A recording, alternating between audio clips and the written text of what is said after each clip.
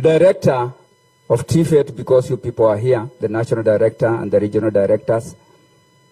It was a very good initiative for thinking about going back to where ourselves, our age, where we started.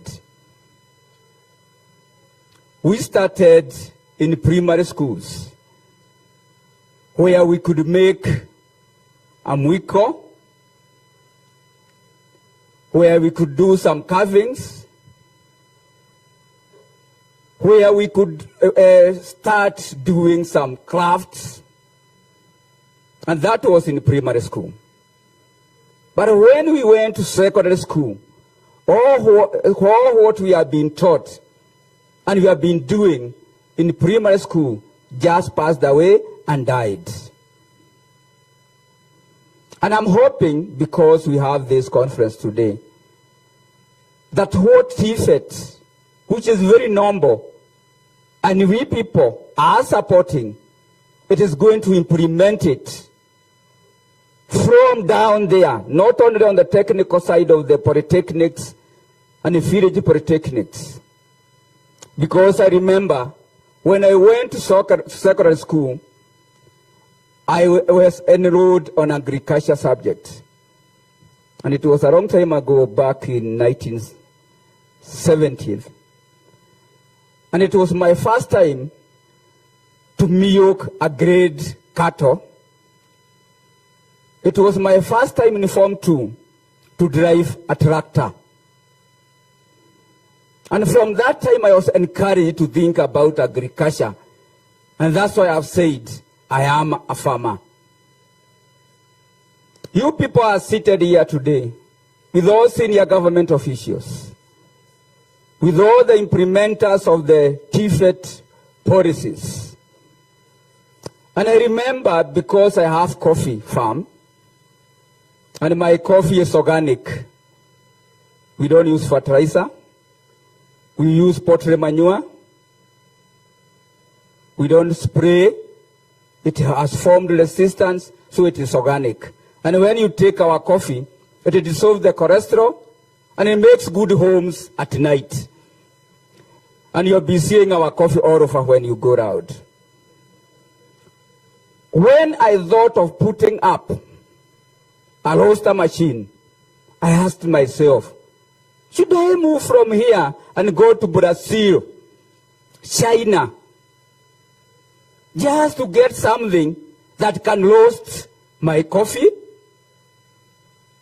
When I could see my grandmother could use a sufuria na kuni, anaakisha moto, na hiyo githeri inakuwa, and also others, they roasted coffee.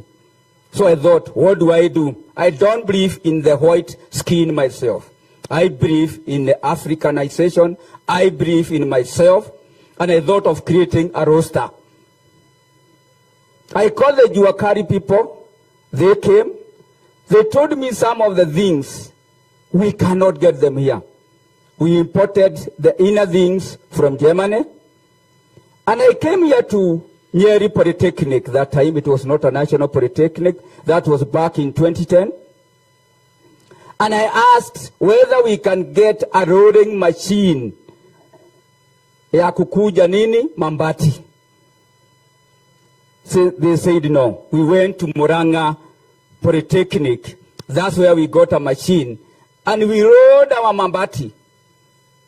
We used the gadgets and the things that we had. And the main one which was inside, and we made a roaster. Up to today, I've used the roaster from 2010, na haijakuwa na breakdown.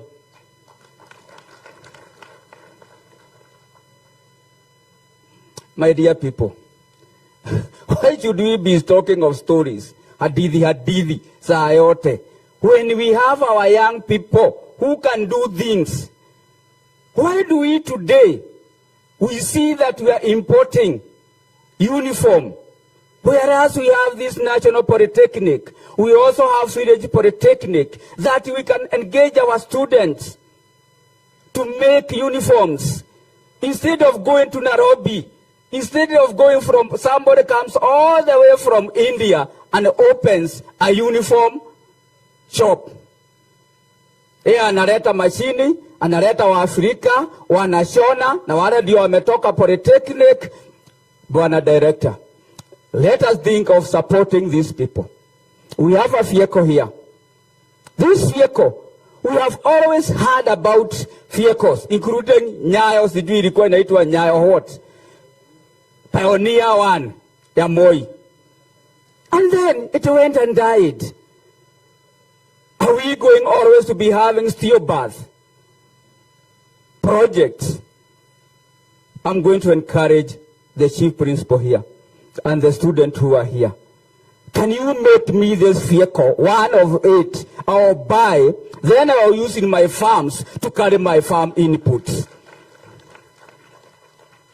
And let's encourage these students.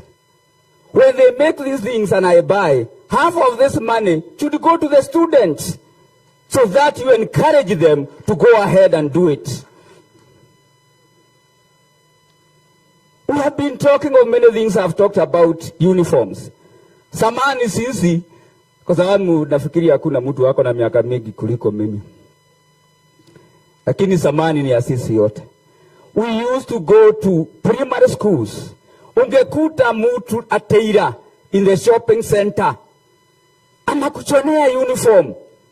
Ikifika December, tulikuwa tunaenda kwa shop. Tunanunuliwa nguo mpya. Why did we encourage, because of politics, to be importing things are called mituba to bring in Kenya and killing our industries where they don't import? Have you ever heard India importing the used clothes from Kenya to take to their people there, and there are people who do not even have clothes in India? So I'm asking kindly, because we are here. Wacheni tuache kuongea hadithi. In Kikuyu we call them ngano cia marimo, hadithi. You talk of hadithi. Unatoka hapo ukiwa civil servant. Unatoka hapo ukiwa chief principal. Unaenda nyumbani. Ulisomesha watu hapa, but they cannot be able to implement it. I have a college called Bradgate International University. And we are TVET compliant. I also have a university called the East African University. We are putting TVET inside because I'm thinking it's very, very, very important for us to think about the skills that we have today. Hiyo mwiko nimesema, mwiko tulikuwa tunatengeneza mwiko kwa shule tukiwa primary school. Today, all of you go to a supermarket and buy a mwiko coming from China. Are we dead? Please, let us be practical. Wacha tuache kuongea hadithi. We become practical and you achieve and you make our children achieve. That's why we don't have employment in Kenya. How do you have employment? And you have brought all the mituba in Nairobi, in Nyeri, whereas our children who went to Polytechnic, they cannot sell what they are making in their dressing shops. I'm asking, because we are here, the CEOs will be here tomorrow, and I'm also asking the President of the Republic of Kenya to be very bold and think about cotton and think about food security, because I know there's no enough time. I can talk a lot, because me, I'm more practical than theoretical.